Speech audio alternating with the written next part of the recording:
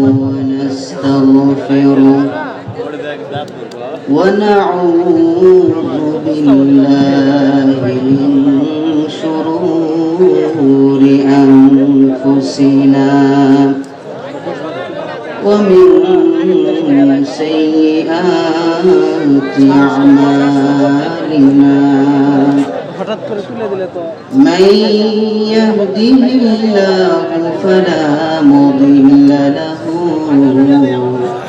ومن يضلله فلا هادي له ونشهد أن لا إله إلا الله وحده لا شريك له أما بعد فأعوذ بالله من الشيطان الرجيم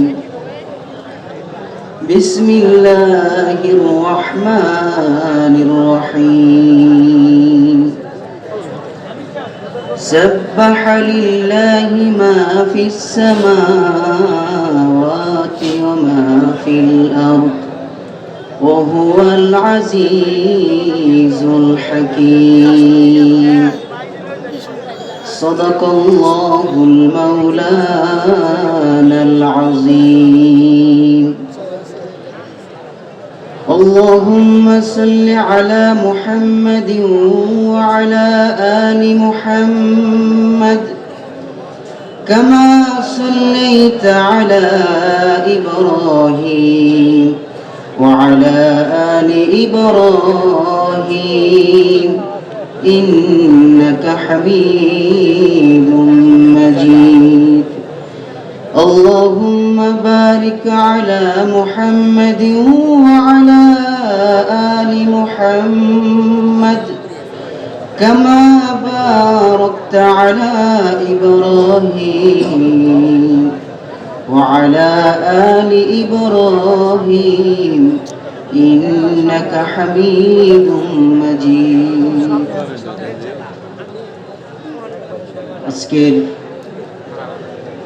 আজকের আয়োজিত এই মাহফিলের সম্মানিত সভাপতি সাহেব এবং প্যান্ডেলে উপস্থিত গণ্যমান্য তাওহীদি জনতা, সর্বপ্রথম সে মহান রব্বুল আলামিনের দরবারে লাখ কোটি শুকরিয়া আদায় করছি যে মহান রব্বুল আলামিন আপনি আমাকে অত্যন্ত মায়া এবং মহব্বত করে মুসলমানের ঘরে জন্ম দিয়েছে। সকলে বলি আলহামদুলিল্লাহ। কত বড় নিয়ামত আমরা পেয়েছি। মুসলমানের ঘরে যদি জন্ম না হইতাম, বাপ দাদার ধর্ম ছাইরা দিয়া মুসলমানের ঘরে জন্ম লাভ যদি না কইরা অন্য ধর্মে জন্ম লাভ করতাম, বাপ দাদা ধর্ম ছাইরা অন্য ধর্মে দীক্ষিত হওয়া এটা অনেক কঠিন হয়ে যেত।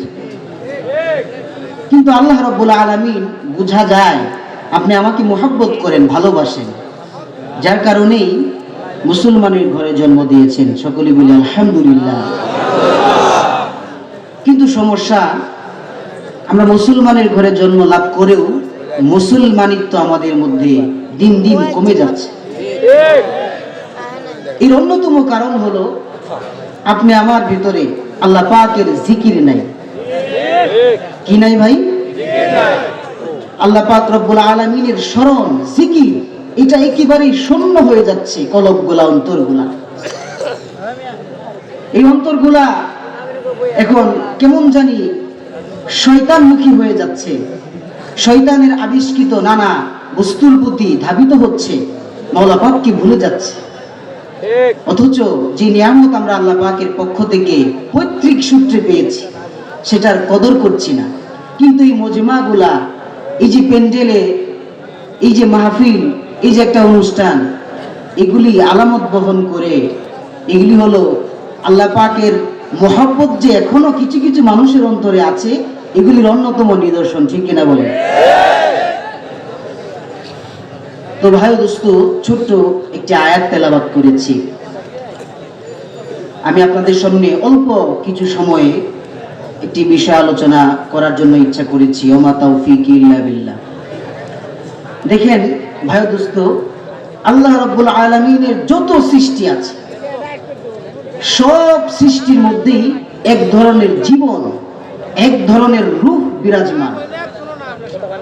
যদিও বৈজ্ঞানিক গবেষণা মতে শুধুমাত্র যাদেরকে আমরা প্রাণী মনে করি, যাদের নড়াচড়া আছে, কথা বলতে পারে নিজস্ব ভাষায়, তাদেরই প্রাণ আছে। আর এক ধরনের আছে উদ্ভিদ, এরা নড়াচড়া করতে পারে না, এক জায়গা থেকে আরেক জায়গায় স্থানান্তরিত হতে পারে না। এদেরকে বৈজ্ঞানিক পরিভাষায় উদ্ভিদ নাম দেওয়া হয়েছে। এদের প্রাণ আছে বলে তারা বলে না। আরেক ধরনের আছে জড়বস্তু, যেমন আমি চেয়ারে বসে আছি, কথা বলতে পারে না, নাড়াচড়া করতে পারে না, ছোট থেকে বড় হয় না। এদেরকে বৈজ্ঞানিক পরিভাষায় নাম দেওয়া হয়েছে জড়বস্তু। এটা না উদ্ভিদ না প্রাণী। কিন্তু আল্লাহ রাব্বুল আলামিনের পরিভাষায় এই বিশ্বময় এই জগতে, শুধু এই জগতে না, যত জগৎ আছে, সাত আসমান বলেন, জমিন বলেন, যত আল্লাহ পাকের সৃষ্টি আছে, সব কিছুর জীবন আছে, রূহ আছে। চিল্লায় বলেন সুবহানাল্লাহ।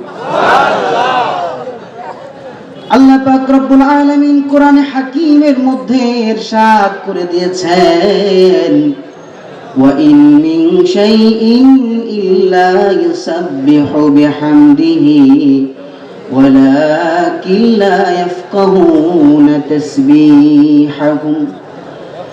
আল্লাহ পাক রব্বুল আলামিন কোরআনে হাকীমের মধ্যে ইরশাদ করে দিয়েছেন, আসমান জমিনের মধ্যে যত কিছু আছে, সব কিছুর জীবন আছে, সব কিছু আল্লাহ রাব্বুল আলামিনের তাসবিহ পাঠে রত আছে। সব কিছু তাসবিহ করার অর্থ হলো জীবন থাকা। যদি জীবন নাই থাকবে তাসবিহ পাঠ কিভাবে করছে? যদি জীবন আর রূহ নাই থাকবে, তাহলে মাওলা পাকের গুণগান কেমনে সব সময় গাইতেছে? কিন্তু সমস্যা হলো, আল্লাহ বলেন তোমরা বুঝো না, এদের তাসবিহাত, এরা কি বলে আল্লাহ পাকের গুণগান গায়, এটা বুঝার যোগ্যতা তোমাদের নাই। আরে আমরা তো আমাদের ভাষাই বুঝি না। একজন যদি চাটগাঁয়ের অরিজিনাল ভাষায় কথা বলে, আমরা বুঝি না। আমাদের কাছে মনে হয় ইংরেজিতে, চাইনিজ ভাষায় কথা বলতেছে। আমাদের দেশের বাংলা ভাষায় কত ব্যবধান, অঞ্চলে অঞ্চলে ভাষার প্রভেদ, যার কারণে এক অঞ্চল থেকে আরেক অঞ্চলে গেলে অনেক কথাই আমরা বুঝি না। আর যদি দেশ পরিবর্তন হয়ে যায়, তাহলে তো আমরা মোটেই বুঝি না। মানুষ মানুষের ভাষা বুঝে না, তাহলে অন্য প্রাণীর ভাষা কিভাবে বুঝবে? হাদিসের মধ্যে আছে, এই যে আসমানের ফেরেশতারা আছে, এরা 24 ঘন্টা আল্লাহ পাকের জিকির তাসবিহাতে লিপ্ত থাকে। ফেরেশতাদের জিকিরের মধ্যে এটাও একটা জিকির আছে, সুবহানাল্লাযী যায়্যানার রিজালা বিল লুহাব ওয়ান নিসা বিজ-যাওয়াইল। আল্লাহ পাক রব্বুল আলামিন বলেন ফেরেশতারা জিকির কিভাবে করে? ফেরেশতারা জিকিরের মধ্যে ওরা যেই শব্দগুলা ব্যবহার করে, সেই শব্দগুলা হলো সুবহানা যায়্যানার রিজালা বিল লুহাব, পবিত্রতা ওই সত্তার জন্য যেই সত্তা পুরুষদেরকে দাড়ি দিয়া সুসজ্জিত করেছে। ওয়া যায়্যানান নিসা বিজ-যাওয়াইল, এবং মহিলাদেরকে লম্বা চুল দিয়া সুসজ্জিত করে দিয়েছেন। এটা মহান রব্বুল আলামিনের গুণগান এইভাবেই ফেরেশতারা গাইতে থাকে। কিন্তু বলেন সমাজ উল্টে গেছে, সমাজ উল্টে গিয়েছে। মেয়ে লোকেরা যদি তাদের চুল কেটে দিয়া পুরুষ লোকেদের মতো রেখে রাস্তায় চলাফেরা করে, আমরা বলি এই মেয়েটা নষ্ট হয়ে গিয়েছে, এই মেয়েটা ধ্বংস হয়ে গিয়েছে। কিন্তু এর বিপরীত কোনো ব্যক্তি যদি তার আল্লাহ পাকের দেওয়া দাড়ি কেটে রাস্তায় ঘুরে, তাহলে আমরা কেউ খারাপ বলি না, কথা ঠিক কিনা? অথচ মহান রব্বুল আলামিন তার কুদরতের অন্যতম একটা নিদর্শন হলো দুনিয়াতে মানুষদের অন্যতম বৈশিষ্ট্য দিয়ে পাঠিয়েছেন। সেই বৈশিষ্ট্যগুলোর মধ্যে অন্যতম বৈশিষ্ট্য হলো মহিলাদের লম্বা চুল থাকা, পুরুষের লম্বা দাড়ি থাকা। ও ভাই দোস্ত, কেন দাড়ি থাকে না? এই যে জিকির নাই কলবের ভিতরে। যদি জিকির থাকতো, এই জিকির আপনাকে বইলা দিত তুই দাড়ি রাখোস না কেন। জিকির না থাকার কারণে, আল্লাহ রাব্বুল আলামিনের নাম ভুলে যাওয়ার কারণে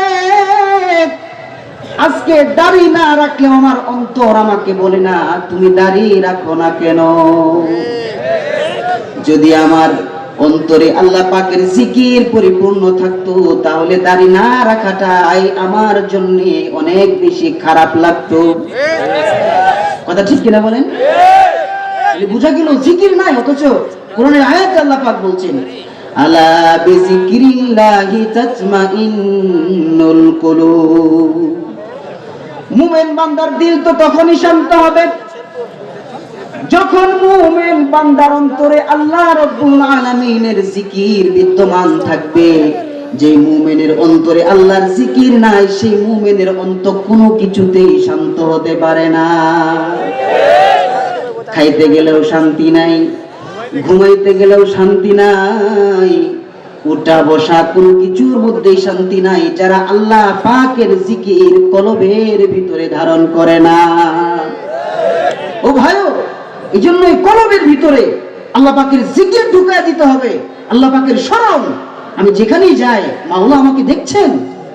কিন্তু এই জিনিসটা আমাদের মধ্যে কমতি, যার কারণে সমাজের সব কিছুর মধ্যে আজকে সমস্যার সমস্যা। যত ওয়াজ করেন লাভ নাই, যত কিছুই করেন না কেন লাভ নাই, যদি না আপনার কলবের ভিতরে আল্লাহ পাকের জিকির না ঢুকায় দেয়। এই কারণে যত কিছু সৃষ্টি আছে, আসমান বলেন, জমিন বলেন, এই সব কিছুর মধ্যে আল্লাহ পাকের যত সৃষ্টি, সব সৃষ্টির জীবন আছে, এরা আল্লাহ পাকের জিকির করে। মুসনবী শরীফের মধ্যে আল্লামা রুমি রহমতুল্লাহ আলাইহি তিনটা দৃষ্টান্ত নিয়ে আসছেন যে সব কিছুর মধ্যে যে জীবন আছে, এটা তিনটা দৃষ্টান্ত উনি পেশ করেছেন। আমি সংক্ষেপে বলছি। এক নম্বরে আগুনের দৃষ্টান্ত পেশ করেছেন, যে আগুন এটার জীবন আছে, এটা আল্লাহ পাকের জিকির করে। যেমন ইব্রাহিম আলাইহিস সালামকে যখন বিশাল বড় আগুনের কুণ্ডলী বানায়া সেই আগুনের মধ্যে দূর থেকে মেশিনের মাধ্যমে নিক্ষেপ করা হয়েছিল, তখন সেই আগুন ইব্রাহিম আলাইহিস সালামকে একেবারে পুড়ে ফেলে নাই। আল্লাহ পাক হুকুম দিয়েছিলেন, ইয়া নারু কুনি বারদাও ওয়া সালামান আলা ইব্রাহিম। হে আগুন, তুমি ইব্রাহিমের জন্য ঠান্ডা হয়ে যাও। এমন ঠান্ডা হয় না যে ইব্রাহিমের কষ্ট হবে, আবার এমন গরম থেকো না যে ইব্রাহিম পুড়ে যাবে, বরং বারদাও ওয়া সালামান আলা ইব্রাহিম, বরং এমন আরামদায়ক ঠান্ডা হয়ে যাও যাতে আমার ইব্রাহিম আগুনের মধ্যে শান্তিতে থাকতে পারে। আগুনের যদি জীবন না থাকবে ইব্রাহিমকে পুড়িয়ে দিত। আগুনের যদি জীবন না থাকবে আল্লাহ রাব্বুল আলামিনের হুকুম মানত না। কিন্তু আল্লাহ পাক যখন বলেছেন ইয়া নারু কুনি বারদাও ওয়া সালামান আলা ইব্রাহিম, সঙ্গে সঙ্গে আগুন আল্লাহ পাকের হুকুমে শীতল হয়ে যায়। সুবহানাল্লাহ। জীবন, আগুনের জীবন আছে। আগুন তো আল্লাহ পাকের হুকুম ছাড়া কোনো কিছুই করে না। আল্লাহ পাকের হুকুম ছাড়া তার কোনো কিছুই করার ক্ষমতা নাই। বলেন আগুনের মধ্যে যে পুড়ে ফেলানোর যে গুণ, যে শক্তিটা কে দিয়েছে বলেন? আল্লাহ। আগুনের মধ্যে যেই পুড়ে ফেলার গুণটা, এটা আল্লাহ রাব্বুল আলামিন যদি কোনো পানির মধ্যেও দিয়ে দিত, তাহলে পানির দ্বারাও সব কিছু পুড়ে ছারখার হয়ে যেত। এই মিয়া, পানির মধ্যে যে ঠান্ডার গুণটা, এটা তো আল্লাহ পাকের সৃষ্টি। আল্লাহ পাক যদি আগুনকে ঠান্ডা বানাইতো, আগুনের মতো যে জিনিসটা আমরা দেখি, এটার মধ্যে ঠান্ডা হওয়ার গুণ দিয়া দিত, আর পানির ভিতরে পুড়ে ফেলার গুণ দিয়া দিত, আল্লাহ পাক পারতো কিনা বলেন? এসিড চিনেন? এসিড, অ্যাসিডের মাধ্যমে এটা বুঝতে পারি। অ্যাসিড অবিকল পানির মতো দেখতে, কিন্তু এটা এমন এক কেমিক্যাল যেটা মারাত্মকভাবে কোনো জিনিসকে পুড়ে ছারখার করে দেওয়ার জন্য যথেষ্ট। আল্লাহ পাক বুঝাইয়া দিলেন, দেখো পানির মধ্যে অবিকল আরেকটা জিনিস আছে যেখানে আমি আগুনের গুণাবলী দিছি। সুতরাং পানির মধ্যে যে ঠান্ডার গুণটা, এটা আমি ইচ্ছা করলে আগুনকে দিতে পারতাম, আর আগুনের মধ্যে যে পুড়ে ফেলার গুণটা, এইটা আমি ইচ্ছা করলেই পানিকে দিতে পারতাম। কিন্তু আমি যে সৃষ্টিকে যে গুণ দিয়েছি, এটা আমি দিয়েছি, ইচ্ছা করলে আমি কেড়ে নিতে পারি, ইচ্ছা করলেই তার মধ্যে সেই গুণ দিতে পারি।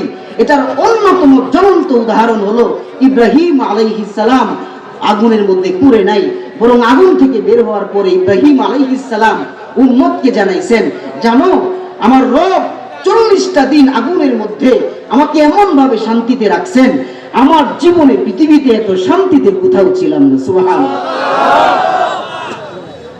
ভাইয়া দোস্ত, মুসনবী শরীফের মধ্যে আল্লামা রুমি রহমাতুল্লাহ আলাইহি দ্বিতীয় উদাহরণ টানলেন। দ্বিতীয় উদাহরণটা হলো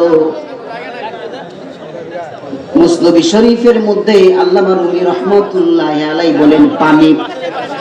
এই পানিকে আল্লাহ রাব্বুল আলামিন জীবন দিয়েছেন। কেমন জীবন? বিশাল বড় ফেরাউনের বাহিনী মুসা আলাইহিস সালামের পেছনে মুসা আলাইহিস সালামকে ধাওয়া করলেন। মুসা আলাইহিস সালামকে ধাওয়া করার সময় মুসা আলাইহিস সালাম, ফেরাউনের কিছুটা তো ভয় থাকবেই, শত্রু একটা ভয় আছে, সেটা আল্লাহ পাকের হুকুমে মুসা আলাইহিস সালাম তার উম্মতদেরকে নিয়ে একটু পিছপা হলেন, একটু পলায়ন করলেন। সেটা আল্লাহ পাকের হুকুমে ছিল। নবীরা কখনো আল্লাহ পাকের হুকুম ছাড়া কোনো কিছুই করেন না। এটা বলা যাবে না মুসা আলাইহিস সালাম ভয় পেয়ে ভীরু হয়ে কাপুরুষের মতো পালিয়েছিল, বিষয়টা তা না, বরং এটা আল্লাহ পাকের হুকুম ছিল। কারণ আল্লাহ পাকের ইচ্ছা আছে সামনে নমরুদকে আমি নিজে শেষ করে, ফেরাউনকে আমি নিজে শেষ করে দেব। বিশাল ফেরাউনের বাহিনী নিয়ে যখন ধাওয়া করেছে, আমরা জানি গল্প কাহিনী, এগুলি প্রচুর পরিমাণে শুনি আমরা। তারপর উদাহরণ হিসেবে আমি বলছি শুধুমাত্র, তখন কি হয়েছে, ওই পানির কাছে যখন ফেরাউন আলাইহিস সালাম গেছেন, আল্লাহ পাকের হুকুমে লাঠি দিয়ে আঘাত করার সঙ্গে সঙ্গে 12টা গোত্রের জন্য 12টা রাস্তা হয়ে গেছে। সুবহানাল্লাহ। কিছুক্ষণ পরে যখন ফেরাউন আসলো, ফেরাউন এসে তার লস্করদেরকে উদ্দেশ্য করে বলল, আনা রব্বুকুমুল আলা, তোমরা কি জানো এই রাস্তা কার জন্য হয়েছে? এই রাস্তা তৈরি কে করে দিয়েছে? আমি এই রাস্তা তৈরি করে দিয়েছি, তোমরা নির্বিঘ্নে সবাই রাস্তা দিয়া নদী পার হতে থাকো। এইভাবে ফেরাউন যখন তার লস্কর বাহিনীকে এই রাস্তাতে উঠিয়ে দিছে, আসমান সাক্ষী, জমিন সাক্ষী, আল্লাহর কিতাব সাক্ষী, নবীর হাদিস সাক্ষী, ইতিহাস সাক্ষী, ফেরাউনকে পানি কিছু করে নাই, এই মুসা আলাইহিস সালামকে পানি কিছু করে নাই। ফেরাউন যেমনি তার লস্কর বাহিনীকে নিয়ে ঠিক ওই নীল নদের মাঝখানে গিয়েছে, সঙ্গে সঙ্গে দুই দিক থেকে পানি চাপা দিয়ে ফেরাউনের বাহিনীকে ধ্বংস করে দিয়েছে। পানির যদি জীবন না থাকতো, আল্লাহর বন্ধু এবং আল্লাহর শত্রুকে কিভাবে সে পার্থক্য করে দিল? তাহলে বুঝা গেল পানির মধ্যে আল্লাহ পাক জীবন দিয়েছেন, আল্লাহ পাকের হুকুমে চলে, আল্লাহ পাকের জিকিরে লিপ্ত এই পানি। আমরা তো পানির অপব্যবহার করি। এই পানি একদিন সাক্ষী দিবে যে অযথা অকারণে আমার ব্যবহার সে বেশি করেছে। এই জন্য সবকিছুর মধ্যে পানিকে সঠিকভাবে ব্যবহার করা, বেশি অপচয় না করা। আল্লাহ পাকের কাছে সবকিছুর জবাব দিতে হবে। ফিরি ফিরি পাইছি বলেই যে আমি অনেক বেশি খরচ করব তা কিন্তু না। যে দেশগুলোতে পানির অভাব আছে তারা বুঝে পানির কত মূল্য। যাই হোক, আমি এ ব্যাপারে আরেকটি ঘটনা বলতে চাই। আমাদের কারি উজানির পীর সাহেবের একটি ঘটনা ইতিহাসের পাতায় পাওয়া যায়। কারি ইব্রাহিম রহমতুল্লাহ আলাই, উনি যখন ভারতে এক মাদ্রাসায় কেরাত শিখতে গিয়েছেন, আমরা জানি উজানির কারি, উনি কারি হিসেবে প্রসিদ্ধ। তার মানে উনি কেরাত বিভাগে পড়েছিলেন, লম্বা সময় উনি কেরাত পড়েছেন উস্তাদদের কাছে।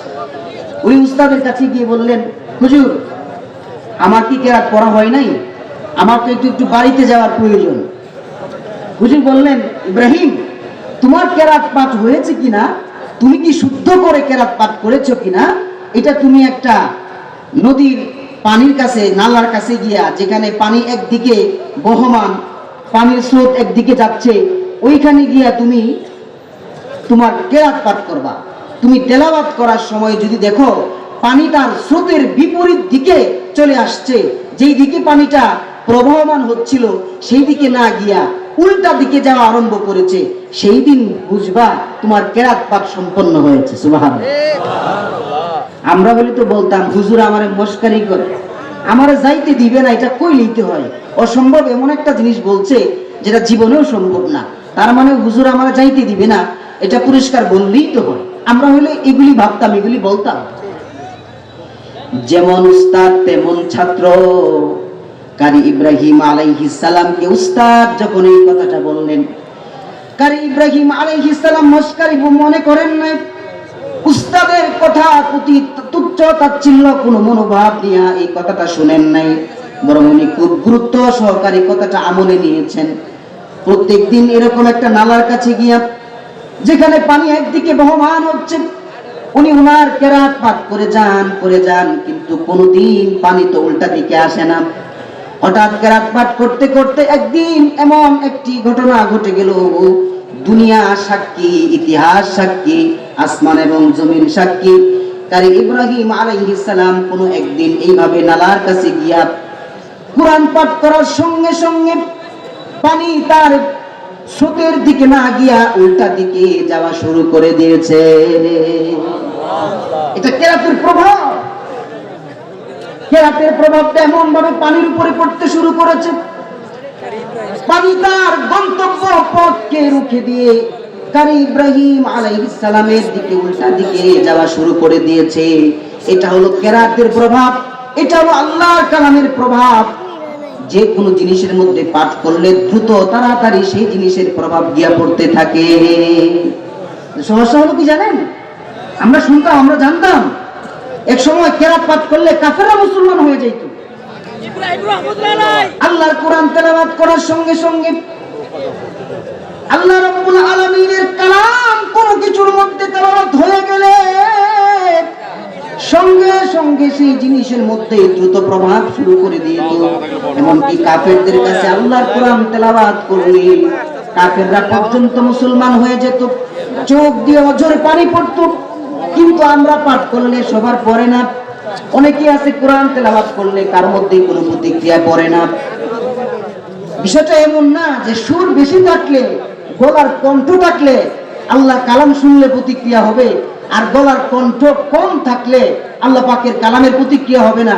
বিষয়টা আদৌ কণ্ঠের সাথে সম্পর্ক না, সম্পর্কটা হলো আপনার কোরআন কি মালিকের কাছে পছন্দ হয় কিনা। সম্পর্কটা, বিষয়টা হলো আপনার এই কোরআন কি আল্লাহর কাছে কবুল হয়েছে কিনা। খোদার কসম করে বলি, যার তিলাওয়াত আল্লাহর কাছে পছন্দ হয়ে যায়, যার মুখে আল্লাহ পাকের কোরআনটা আল্লাহ পাকের কাছে কবুল হয়ে যায়, সে যেখানেই তেলাওয়াত করুক, যেখানেই তেলাওয়াত করুক, মানুষের কাছে শুনলে মানুষের চোখ দিয়ে পানি পড়তে থাকবে।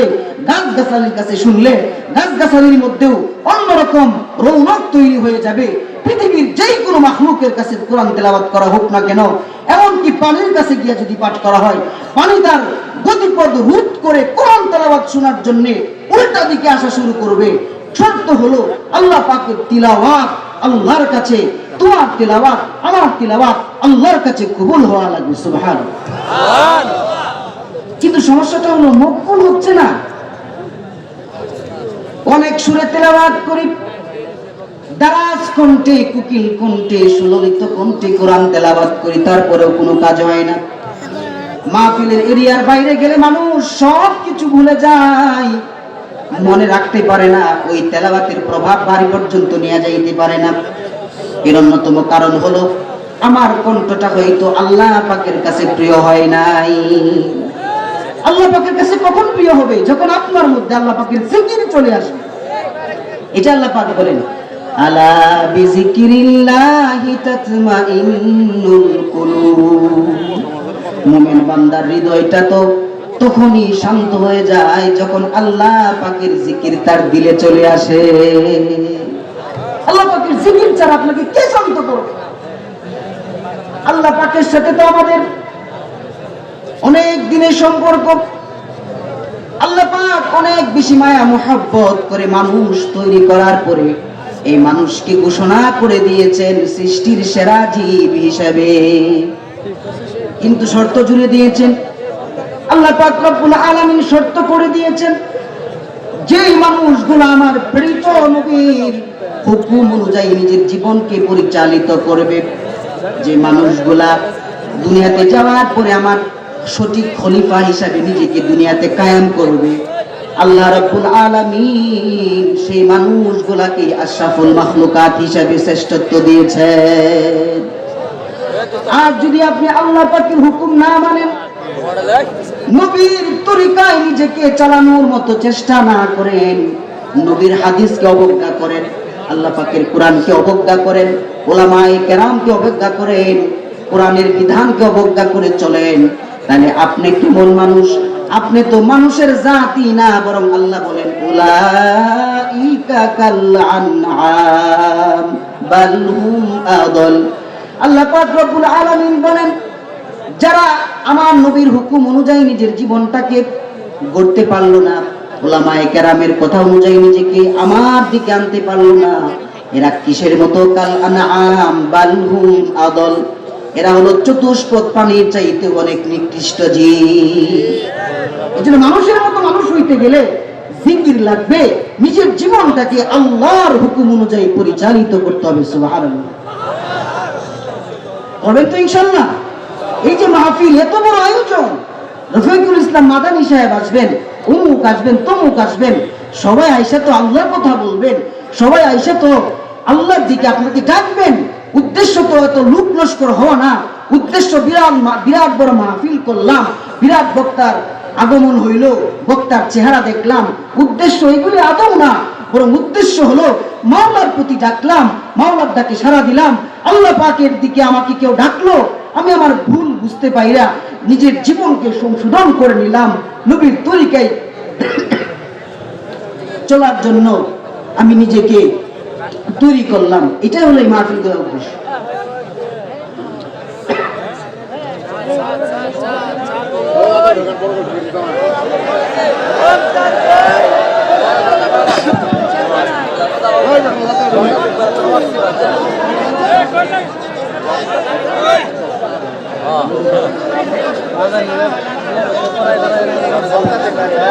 মাদানী সাহেব আসলেই ইনশাল্লাহ ওনাকে দেওয়া হবে।